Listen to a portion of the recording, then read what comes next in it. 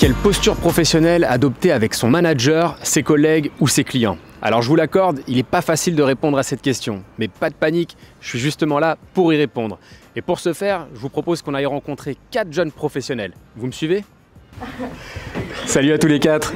Salut. Est-ce que je peux vous déranger en pleine partie de baby-foot? Alors j'ai une question existentielle pour vous. Qui veut bien y répondre? Lauriane, je crois que tu es toute désignée. La question existentielle, c'est la suivante. Qui est en train de gagner le match? C'est plutôt eux. Bon, en tout cas, Lauriane, le petit conseil, c'est continue, bats-toi, t'inquiète pas, tu vas pouvoir marquer un but. Alors j'ai une deuxième question existentielle, c'est quelle posture adopter vis-à-vis de son manager, de ses collègues ou de ses clients? En ce qui concerne le manager et ses collègues, moi personnellement, c'est le même comportement. Il n'y a pas de différence. Après, il y a toujours le respect entre mes collègues et ma manageuse. Ouais. Il y a forcément la supérieure hiérarchique, mais elle nous traite tous de la même façon, avec du respect. On travaille tous dans la bonne humeur. Le matin, on vient, on rigole. Le soir aussi, on s'en va. On travaille ensemble pendant plus de 7 heures, 8 heures par jour. Donc c'est sûr qu'il faut bien s'entendre. C'est mieux de travailler ensemble et de bien s'entendre. Ah, ça, on est d'accord. Et de rigoler et de travailler dans la joie et la bonne humeur. En tout cas, c'est ce qui se passe pour moi dans mon quotidien au travail.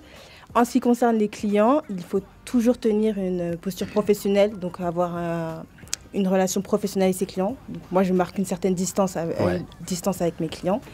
Et après, c'est vrai qu'il y a des clients avec lesquels on s'attache. Alors moi, c'est vrai que j'aime bien cette notion de respect mutuel entre le manager et son collaborateur ou sa collaboratrice en l'occurrence. Les autres, vous êtes d'accord avec cette notion de respect? Je suis complètement d'accord avec la notion de respect, c'est-à-dire en fait que notre manager, bien qu'on s'entende bien qu'on travaille ensemble, il reste notre manager. C'est lui qui a la prise de décision sur nous, c'est lui qui doit nous dire ce qu'on doit faire, ce qu'on fait mal aussi. Ouais.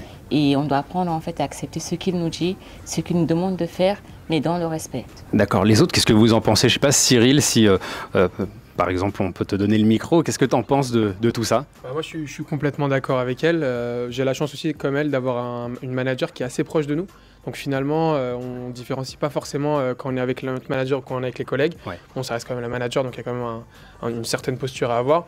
Mais on est quand même très à l'aise, on discute tranquillement. Et puis elle est souvent là pour prendre la température, savoir si tout se passe bien.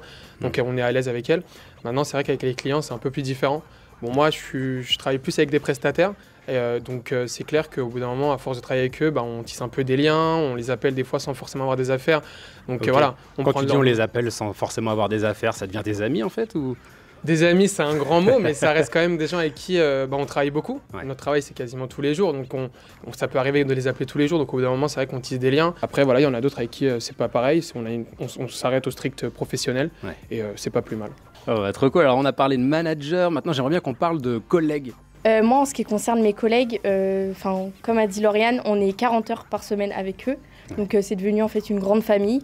On s'entend super bien. Quand j'ai besoin d'aide, ils sont là. Quand j'ai une question, ils sont là. Il n'y a pas de problème pour qu'ils me prennent en rendez-vous, etc. Je suis autonome, ils me donnent des choses à faire.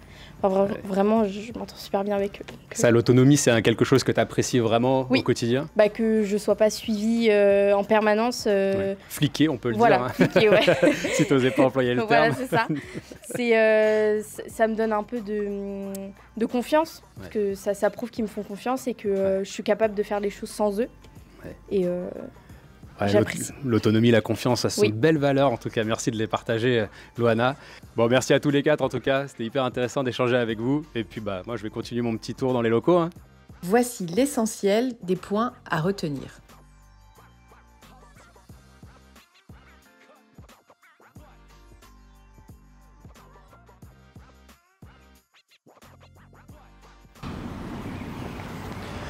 Alors ça nous fait déjà pas mal de bons conseils, j'espère que vous aurez apprécié.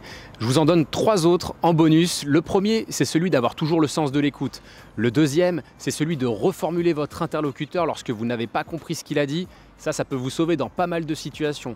Et mon troisième conseil, c'est celui de bien gérer vos émotions, notamment par la respiration. Lorsqu'on est en colère ou lorsqu'on est triste, en entreprise, il faut savoir gérer ça. Voilà, je vous souhaite bon courage et je vous dis à bientôt. Ciao. Et au fait, pour en savoir plus sur les offres de stage, d'alternance et sur le CFA, le campus BPCE, rendez-vous sur recrutement.bpce.fr.